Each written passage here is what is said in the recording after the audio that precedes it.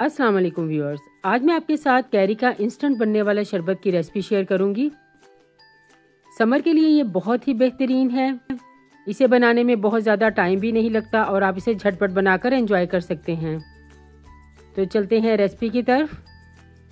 इसके लिए मैंने यहाँ पर 2 बड़े साइज़ की कैरियाँ ले ली थी। इन्हें धोकर छील लें और इस तरह से इसके रफली स्लाइसिस कर लें। अब एक पैन लें और इन स्लाइसिस को इसके अंदर ऐड कर दें। साथ ही इसमें 1 कप पानी का शामिल करें और इसे मैं इतनी देर तक पकाऊंगी कि पानी में बॉयल आ जाए। पानी में बॉयल आना स्टार्ट हो चुका है तो मैं इसे एक दफ़ा से मिक्स करूंगी। इसे कवर करूंगी और 5 मिनट के लिए हम इसे लो फ्लेम पर कुक कर लेंगे। 5 मिनट के बाद हम चेक करेंगे तो ये देखें, बड़ी ज़बरदस्त सी कैरियाँ हमारी जो है वो नरम हो चुकी हैं। अगर आपकी कैरी नरम ना हो तो आप 2 से 3 मिनट के लिए इसको मज़ीद पका लें। जब कैरी ठंडी हो जाए तो इसको ब्लेंडर में डाल दें। साथ ही इसमें 1 कप पुदीने के पत्ते अच्छी तरह से धोकर शामिल कर दें। पुदीने की डंडियां इसमें शामिल ना करें वरना आपका शरबत जो है वो कड़वा हो जाएगा। अब इसमें 1 टीस्पून काला नमक और 1 टीस्पून भुना और कुटा हुआ जीरा शामिल कर दें। अब इसमें 4 टेबल स्पून या आप अपने टेस्ट के मुताबिक इसमें चीनी ऐड करें। अगर कैरी ज़्यादा खट्टी है तो 4 टेबल स्पून और अगर कम खट्टी है तो आप इसमें 3 टेबल स्पून भी डाल सकते हैं। 1 कप पानी शामिल करके इसको अच्छी तरह से ब्लेंड कर लें और इस तरह की फाइन पेस्ट तैयार कर लें। शरबत तैयार करने के लिए इसमें से आधा कप एक बाउल में डाल दें। अगर आपकी कैरियां फाइबर वाली हैं तो आप इसको छान कर भी यूज़ कर सकते हैं। अब हम इसके अंदर आइस क्यूब्स ऐड कर देंगे। अब इसमें 4 ग्लास पानी डाल दें। इसमें हम कोई कलर या कोई भी आर्टिफिशियल चीज़ इस्तेमाल नहीं करेंगे। उसके बावजूद भी देखिएगा इसका बहुत ही खूबसूरत सा कलर आएगा और ये पीने में भी बहुत ही मज़े का तैयार होगा। इसे एक बार चख लें। आप चाहें तो आप इसमें कैरी का पेस्ट और भी शामिल कर सकते हैं। अच्छी तरह से हम इसको मिक्स करते हुए ठंडा कर लेंगे। अब हम इसे सर्व करेंगे तो ग्लासेस में इसके लिए आइस क्यूब्स डाल दें। बहुत ही क्विक और यम्मी बनने वाला ये शरबत है। आप इसको बनाकर ज़रूर ट्राई कीजिएगा। बच्चों को बनाकर दें, गर्मी के मौसम में उनके लिए ये बहुत ही बेहतरीन है। तो अगर आपको मेरी रेसिपी पसंद आए तो इसको लाइक करें, शेयर करें, मेरे चैनल को सब्सक्राइब और बेल के बटन को प्रेस कर लें ताकि आने वाली हर वीडियो की नोटिफिकेशन आपको मिलती रहे। अब मैं इसके ऊपर पुदीने का एक लीफ रख दूंगी ताकि जब आप मेहमानों को सर्व करें तो इसके टेस्ट के साथ साथ इसकी प्रेजेंटेशन भी बहुत ही खूबसूरत हो। आज मैं आपके साथ मैंगो सागो डिज़र्ट की रेसिपी शेयर करूंगी। बहुत ही मज़े का ये तैयार होता है और ये इतनी क्विक रेसिपी है कि आप इसको झटपट बनाकर एंजॉय कर सकते हैं। तो इस समर सीजन में इसको ज़रूर ट्राई कीजिएगा। तो इसके लिए सबसे पहले पैन में 4 कप पानी के शामिल कर दें। पानी को बॉयल आए तो इसमें आधा कप साबूदाना ऐड कर दें। साबूदाना जो है वो वाइट कलर का होता है। हम इसे इतनी देर कुक करेंगे कि ये बिल्कुल ट्रांसपेरेंट हो जाए। थोड़ी थोड़ी देर में हम इसमें चम्मच चलाते जाएंगे ताकि ये नीचे ना लगे। इसे तकरीबन 15 से 20 मिनट लग जाएंगे। तो यहाँ देखें तकरीबन 15 मिनट्स हो चुके हैं और साबूदाना हमारा जो है वो बिल्कुल ट्रांसपेरेंट हो चुका है। अब हम इसे छलनी में डाल देंगे। अब इसके ऊपर ठंडा पानी डाल दें ताकि इसमें से जितना स्टार्च है वो नीचे बाउल में आ जाए। इसे अच्छी तरह से मिक्स कर लें ताकि पल्स जो है वो बिल्कुल सेपरेट हो जाएं। तो ठंडा पानी डालने से क्या होगा कि साबूदाना के पल्स जो हैं वो बिल्कुल सेपरेट हो जाएंगे और आपस में चिपकेंगे नहीं। इसे अब एक साइड पे रख दें। अब एक बाउल में 1 टेबल स्पून तुखमलंगा के डाल दें। साथ ही इसमें 1 कप पानी डाल लें। इसे अच्छी तरह से मिक्स कर लें। अब इसे एक साइड पे रख दें। 5 मिनट में ही ये राइज हो जाएंगे। अब एक दूसरे बाउल में 1 टेबल स्पून में वनीला कस्टर्ड पाउडर के डाल दूंगी। साथ ही इसमें आधा कप ठंडा दूध का शामिल कर दें। इसे अच्छी तरह से मिक्स करके इसका एक स्मूथ मिक्सचर तैयार कर लें। अब एक पैन में 3 कप दूध के शामिल कर दें। दूध को हम इतनी देर पकाएंगे कि इसमें बॉयल आ जाए। तो जब दूध इस तरह से बॉयल हो जाए तो मैं इसमें 4 टेबल स्पून जो है वो चीनी के शामिल कर दूंगी। आप अपने टेस्ट के मुताबिक इसमें चीनी की मिकदार बढ़ा भी सकते हैं और कम भी कर सकते हैं। अब दूध को इतनी देर पकाएं कि चीनी जो है इसमें अच्छे से डिज़ोल्व हो जाए। चीनी जब डिज़ोल्व हो जाए तो हम इसमें कस्टर्ड का मिक्सचर थोड़ा थोड़ा करके शामिल कर देंगे। साथ ही इसको अच्छे से मिक्स करते जाएं कि इसमें कोई भी लंप ना बने। फिर इसके बाद बाकी का मिक्सचर भी ऐड करें और अब हम इसे कंटिन्यूसली स्टर करते हुए तकरीबन 3 से 4 मिनट के लिए कुक कर लेंगे। ताकि दूध जो है वो थोड़ा सा रिड्यूस हो जाए और कस्टर्ड का कच्चापन भी जो है वो ख़त्म हो जाए। तो जब ये इस तरह से गाढ़ा हो जाए तो इसे ठंडा कर लें। अब ब्लेंडर में 1 कप आम के क्यूब्स के शामिल कर दें। इसके साथ ही ठंडा किया हुआ कस्टर्ड का मिक्सचर जो है वो इसमें ऐड कर दें। अब इसे अच्छी तरह से ब्लेंड कर लें कि इसका एक स्मूथ मिक्सचर जो है वो तैयार हो जाए। असेंबलिंग के लिए अब इस मिक्सचर को एक बाउल में डाल दें। अब हम इसमें साबूदाना जो है वो शामिल कर देंगे। अगर आपका साबूदाना दोबारा से चिपक रहा हो तो आप इसमें ठंडा पानी डालकर इसको सेपरेट कर सकते हैं।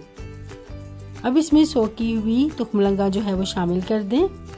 अब इसे इतनी देर तक अच्छी तरह से मिक्स करें कि साबूदाना और तुखमलंगा जो है वो इसमें सेपरेटली अच्छे से मिक्स हो जाएं।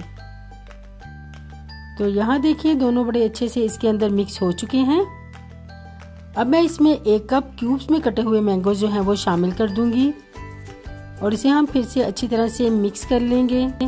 बहुत ही रिफ्रेशिंग ये डिज़र्ट तैयार होता है, आप इसे बनाकर ज़रूर ट्राई कीजिएगा। अब इसे रेफ्रिजरेट कर दें और खूब ठंडा करके इसे सर्व करें। बहुत ही मज़ेदार क्रीमी टेक्सचर का झटपट मीठा हमारा तैयार है।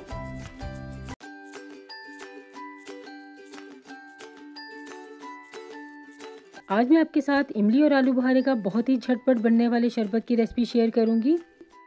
गर्मियों के लिए ये बहुत ही बेहतरीन है और इसे हम किस तरह से स्टोर कर सकते हैं ये भी मैं आपके साथ शेयर करूंगी। तो इसके लिए मैंने 200 ग्राम इमली और 200 ग्राम ड्राई आलू बुखारा ले लिया है। अब सबसे पहले पैन में 1 लीटर पानी का शामिल कर दें। साथ ही इसमें आलू बुखारा और इमली शामिल कर दें। आलू बुखारा जो है वो बिल्कुल साफ़ सुथरा होना चाहिए और इमली भी जो है वो ब्लैक नहीं होनी चाहिए कि कहीं आपके शरबत का कलर जो है वो डार्क ना हो जाए। तो इन्हें मैं 5 मिनट के लिए पका लूँगी ताकि इमली और आलू बुखारा जो है वो नरम हो जाए।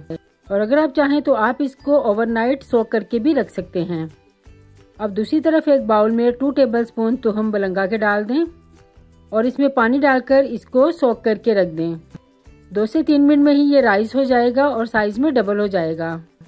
इसकी तासीर भी ठंडी होती है। आप इसे शरबत या दूध में डालकर भी इस्तेमाल कर सकते हैं। तो यहाँ देखिए 5 मिनट हो चुके हैं और इमली और आलू बुखारा बड़ा अच्छा सा नरम हो चुका है। तो ये इसके ऊपर जो थोड़ी सी झाग है हम इसको भी रिमूव कर देंगे, क्योंकि आलू बुखारा और इमली में जो भी डस्ट होती है वो इस तरह से झाग के साथ ऊपर आ जाती है। तो इसको आप रिमूव कर लें और इसे अब हम ठंडा होने के लिए छोड़ देंगे। तो यहाँ ये बिल्कुल अच्छे से ठंडा हो चुका है। तो अब हम इसके सीड जो है वो सेपरेट कर लेंगे। इसके लिए आप कोई भी छलनी लें और इस तरह से इसके सीड्स इसमें से निकाल लें। इसका जितना पल्प है हम इसको उतार लेंगे और सिर्फ सीड्स हम इसमें से रिमूव कर देंगे और पल्प को हम इसके अंदर ही रहने देंगे। तो इसी तरह से सारे सीड्स इमली और आलू बुखारे के मैं इसमें से निकाल लूँगी। तो यहाँ मैंने सारे सीड्स जो है इसके निकाल लिए हैं और अब ये हमारे पास पल्प और जूस जो है वो रह गया है। अब इसे एक ब्लेंडर में डालकर ब्लेंड कर लें और इसको अच्छी तरह से ब्लेंड करने के बाद इस तरह का स्मूथ पेस्ट जो है आपके पास आ जाएगा। अब हम इसे स्ट्रेनर की मदद से स्ट्रेन कर लेंगे ताकि जितना भी फाइन पेस्ट है वो हमारे पास बाउल में रह जाए और जितने भी इसमें कोई छोटे से पार्टिकल्स या जो फाइबर होगा वो इसके ऊपर रह जाए। तो यहाँ मैंने इसको अच्छी तरह से छान लिया है और ये जो एक्स्ट्रा फाइबर या पार्टिकल्स वगैरह है इसे हम डिस्कार्ड कर देंगे। अब हम इस पल्प को एक पैन में डाल देंगे और अब हम इसे कुक करेंगे। और जब इसमें इस तरह से बॉयल आने लगे तो मैं इसमें 2 कप भरकर चीनी के शामिल कर दूंगी। 400 ग्राम की क्रीम मेरे पास आलू बुखारा और इमली थी और 500 ग्राम की क्रीम मैं इसमें चीनी शामिल कर रही हूँ। अगर आप बहुत ज़्यादा मीठा पसंद करते हैं तो आप इसमें चीनी की मिकदार जो है वो बढ़ा सकते हैं। तो यहाँ देखें इसको बॉयल आना स्टार्ट हो चुका है और जैसे ही बॉयल आएगा आप देखेंगे एक साइड पे इसकी जो है इस तरह से झाग इकट्ठी हो चुकी है। चीनी जो हमने शामिल की थी इसमें जितने भी पार्टिकल्स या कोई डस्ट वगैरह होगी वो इसी झाग में शामिल होती है, इसे हम रिमूव कर देंगे। अब मैं इसमें 1 टीस्पून काला नमक शामिल करूंगी और इसे हम इतनी देर कुक करेंगे कि ये थोड़ा सा गाढ़ा हो जाए। इसे हमें बहुत ज़्यादा गाढ़ा नहीं करना, बस हमें 10 मिनट के लिए हम इसे कुक करेंगे और ये परफेक्ट शरबत हमारा तैयार है, क्योंकि ठंडा होने पर ये और भी गाढ़ा हो जाएगा। तो यहाँ देखें शरबत हमारा बड़ा अच्छा सा ठंडा हो चुका है। अब हम इसे किस तरह से स्टोर कर सकते हैं, इसके लिए आप इसमें 2 टेबलस्पून लेमन जूस के ऐड कर दें और इसको अच्छी तरह से मिक्स कर लें। और ये काम आपने ठंडा करने पर ही करना है, गरम गरम आपने पल्प में इसको शामिल नहीं करना, वरना आपका शरबत जो है वो कड़वा हो जाएगा। तो बस ये शरबत हमारा तैयार हो चुका है। अब आप कोई भी बोतल लें, इसे गर्म पानी से अच्छी तरह से धोकर ड्राई कर लें और शरबत इसमें डालकर आप इसे 2 माह तक फ्रिज में रखकर स्टोर कर सकते हैं। शरबत तैयार करने के लिए 1 कप सिरप जो है वो बाउल में डाल दें, साथ ही कुछ आइस क्यूब शामिल कर दें। अब मैं इसमें 4 ग्लास जो है वो पानी के शामिल करूंगी और इसे हम अच्छी तरह से मिक्स कर लेंगे। गर्मी के मौसम में आप इस शरबत को बनाकर ज़रूर इस्तेमाल करें, क्योंकि ये शरबत जो है ये गर्मी की शिद्दत को कम करता है। यहाँ मुझे नमक इसमें कम लग रहा था तो मैं थोड़ा सा इसमें काला नमक शामिल कर रही हूँ। आप अपने टेस्ट के मुताबिक इसमें नमक शामिल कर सकते हैं। और ये तुहम मलंगा जो साइज़ में डबल हो चुकी है, इसमें से 1 चम्मच भरकर मैं इसमें शामिल करूँगी और इसे मिक्स कर लूँगी। 2 मिनट के लिए आप इसको अच्छे से मिक्स करेंगे तो ये इजीली इस तरह से सेपरेट हो जाएंगी। अगर आपको इसका टेस्ट पसंद नहीं तो आप इसे स्किप भी कर सकते हैं। तो शरबत को सर्व करने के लिए मैं ग्लासेस में आइस क्यूब्स डाल दूंगी और उसके बाद हम ठंडा ठार शरबत जो है वो सर्व करेंगे। और आप यकीन करें कि आप एक बार इसको बनाएंगे तो आप इसको बार बार ज़रूर ट्राई करेंगे। तो अब आप इसको बनाकर एंजॉय करें। मैं मिलती हूँ आपको किसी नेक्स्ट रेसिपी के साथ, तब तक के लिए अल्लाह हाफिज़।